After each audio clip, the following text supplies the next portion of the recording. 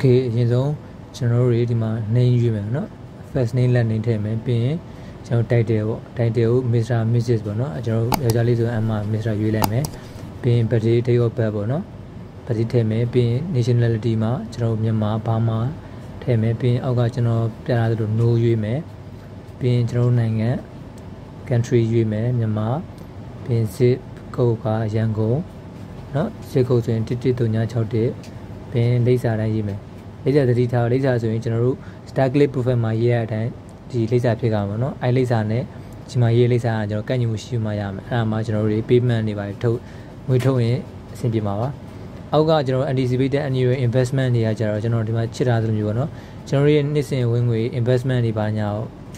မေးရပါအဲ့တော့ကျွန်တော် less than ကျွန်တော်ဖြည့်ထားသလိုမျိုးလေးချစ်လိုက်မယ်ပြီးရင်ဒီဘက်မှာ salary ချစ်မယ်ပြီးရင် employee status မှာကျွန်တော်တို့ employee ပေါ့နော်လောက်ရရှိခိုင်းတာလောက်ကန်ရရှိတာမိတ်ဆွေများဆိုလည်းမရသေးဆိုလည်းemployee ပေါ့နော်ပြီးရင် school ကိုရဲ့ပညာရေးချင်းရွေးမယ်ပြီးရင်အောက်ဆုံးမှာပေါ့နော်ကျွန်တော်တို့ online မှာတွေ့ကြုံဘယ်လောက်ရှိလဲမေး less than 1 year ကျွန်တော်ရေးရတယ်ပြီးရင်